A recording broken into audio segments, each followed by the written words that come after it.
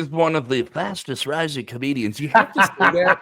Like you have to like say the credits, and there's no way for me to say someone's credits in comedy and I don't feel the cringe in my own voice because I have to do the corny radio thing and be a comedian myself at the same time and not make fun of myself while I do it. Greg Warren, your new stand-up comedy special is hitting the Nate Land YouTube platform. That's a platform with Nate Bargatze. It is called The Champ. You have several comedy specials people can watch out right now, but this is a big rollout. You're getting the endorsement from Bargatze. That's a big deal. Yeah, he's been really cool, man. He produced my last special. He produced this one, and he's a really generous guy and a good guy. And I understand he's launching his own amusement park, his own Nate Bargatze Neverland or something like that. Are you going to have your own amusement park ride at Nate Bargatze's amusement park? It all depends on if your listeners watch this special. I what Nate has told me is if we see quite a few people log on onto this to watch The Champ, then there's talk of a log flume. With my name on it. Yeah. Oh, you won't have a DMV recreation, like a live action DMV recreation where you have to come in with all your fake identification. Yeah, that would be more appropriate now that I think about it. Yeah, that might be everything's just a recreation of someone's famous bit. Yeah, that's great, man. I'll take it. I'll take whatever. But yeah. So go ahead. I'm sorry. No, I mean he's talked about this theme part, and do not doubt that guy, man. I like he's a big dreamer, and he is doing really, really cool things. So I'm waiting for Nate Land, man, in Nashville. I can't wait to go. So tell me about, I'll do the thing where everyone asks, like, where did you start doing comedy and what's your experience with it? I wasn't I wasn't all that aware of it as a kid. I did hear an Eddie Murphy cassette when I was in high school, and I thought it was the greatest thing ever. And I annoyed all my friends and repeated it. And, I worked at a comedy club when I was in college in the summers at this place called Deja Vu. It was Columbia, Missouri.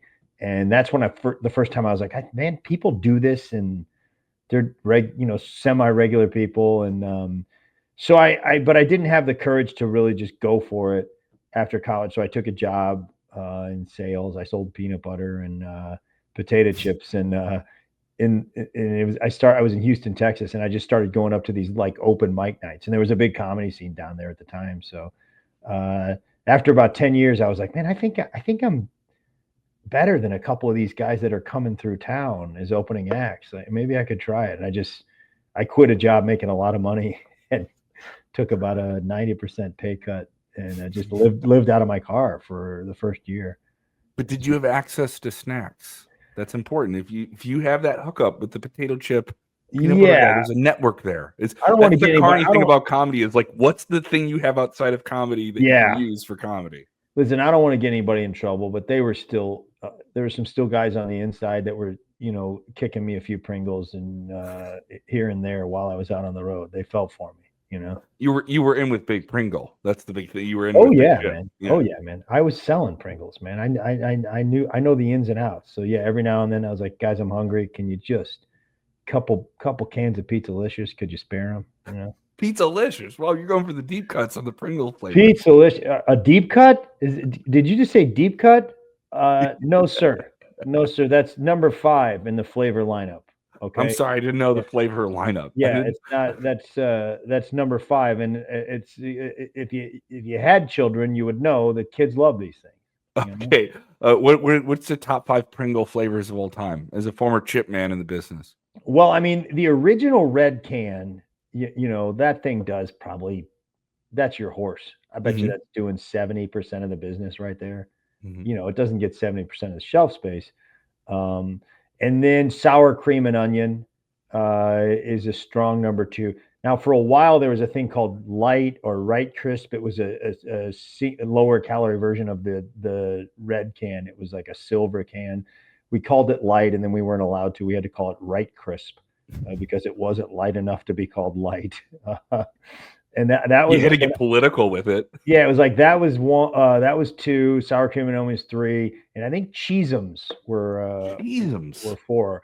But very quickly, we introduced salt and vinegar and Pizzalicious the same time, and everybody thought salt and vinegar was going to be the star. No, it was Pizzalicious. And my friend Gene Williams and I saw the future. We knew that kids were going to be all over this pizza. It had a picture of a slice of pizza on the can.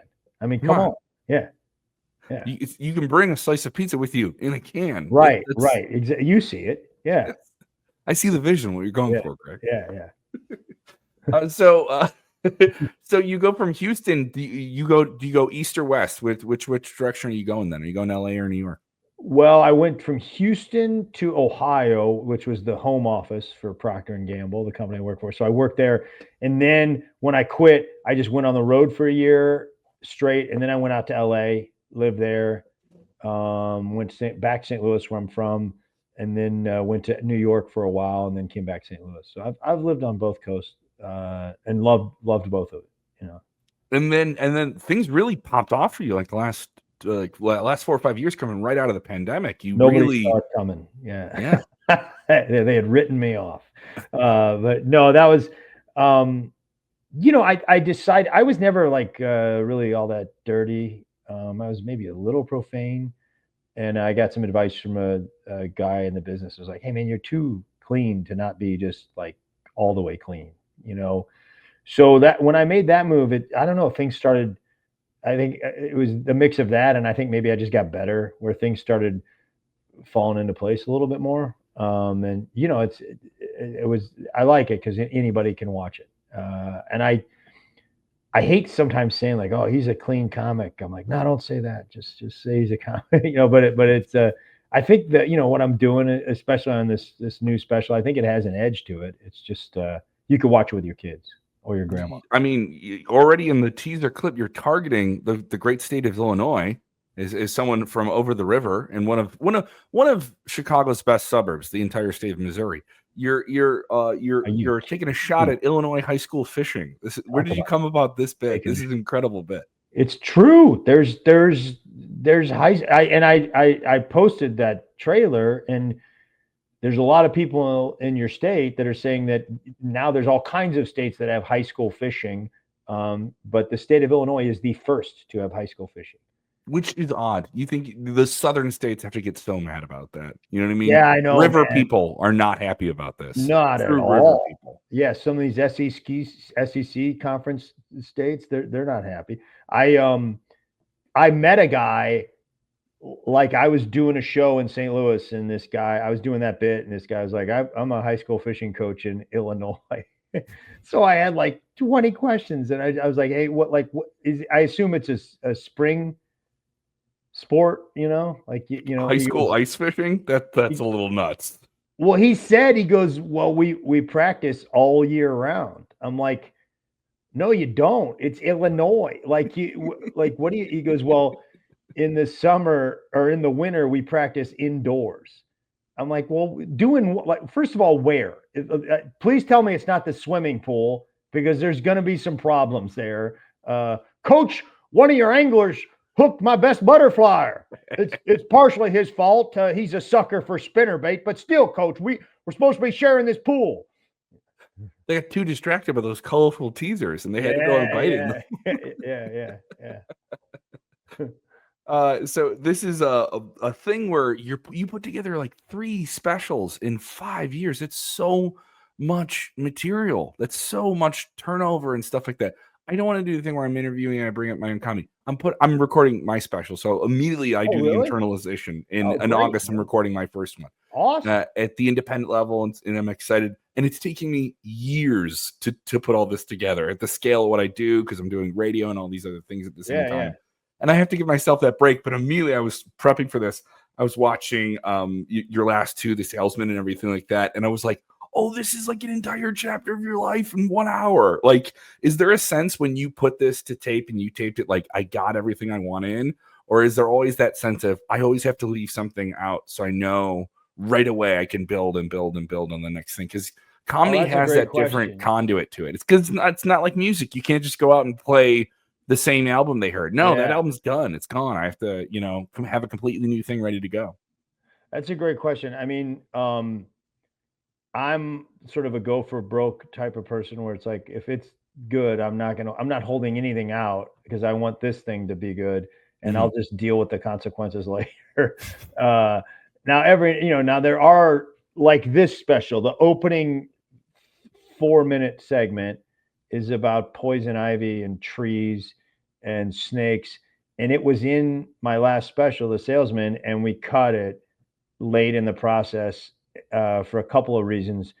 And so that became the bit. I was like, I know this is a good bit. I just have to redevelop it. So that was like, it was good to have something that you could start out with, which I've talked to a lot of comics, and that's like a lot of the new bits are just like old bits that you kind of gave up on, but there's something there. If I didn't know you're a comic, but if you're a comic, that's the one piece of advice I will give you. Like, you're a comic, man. You did this for a reason. If you have an idea, it's funny. If it's not working, don't worry. It's still funny. You'll just figure it out later. And the other thing you said is, it's taking you forever to get to your first special. Me too. I mean, that's sort of the way it works. Like, it takes you 10 years to get one special, and then I don't know, you start seeing things a little quicker. So the process just speeds up a little bit faster. Yeah. It's like playing pro ball. Suddenly you're like, oh, this is how you develop this. The rhythm of it gets completely different. So I'll do the comedy thing. You're in Detroit currently, which is still there, correct? Detroit's still there. The whole city? Yeah. It's here, man. Yeah. That helps. It doesn't have any copper, but yeah, it's here. What's the hell gig? You were living in the car. There's some shows you're just gonna do. I always want to know everyone's hell gig. I've done the Shoney's and done this place. Oh yeah. I mean, I did so many that I don't know if one particularly sticks out. Other than one time I got to do a gig. Tony La Russa, the manager of the Cardinals, asked me to do a gig for a bunch of the Cardinals were going to be there for this fundraiser thing, and a lot of people, and I ate it hard. Nobody was listening, and it was terrible. And I'm a big baseball fan, so I could go look into the audience. I was looking in the audience, and I could tell you the lifetime stats of 17 people that were not laughing at me. That was particularly bad. Yeah. The manager has to have a mound visit with you, like mid. Yeah. Why do you have a jersey on in the ballroom? Anytime you're having a bad set in the theater, you just see an image of like Tony La Russa in the back of the room, just be like, "Come on, kid." The special is out. It is going to be out here when you get this. It is on Nate Bargatze's Nateland on YouTube. You can watch it anywhere you get YouTube. Go check it out. It is so good. It is such a relatable thing. I know some comedy is, oh, can I watch this with someone else? I don't like calling it clean comedy. I like calling it very accessible. Oh, thanks, buddy. Something I know I can watch with my mom, and she will not say that this is inappropriate. So I always appreciate that. Greg, if they want to follow you, where do they follow you, bud? My website is gregwarrencomedy.com. gregwarrencomedy.com. He's doing tons of dates. You work everywhere. I don't know what area code you're not going to be in the next 4 or 5 months before the end of the year. So definitely check him out and go watch it. You can watch multiple specials that he has online right now. But it's a new one. The Champ is awesome. Very Midwestern, by the way, too. So Midwest, we're doing really well. We got the Pope from Illinois. Yeah, you guys are killing it, man. You're killing it. Yeah, it doesn't mean we're going to win anything. There was that part of me that was like, yeah, we have the Pope. God doesn't care. He just wants to buy season tickets. You already won. That's what we get. Thank you, man. I really appreciate that, dude. Congratulations with everything. Take care. All right. Thanks, buddy. Bye.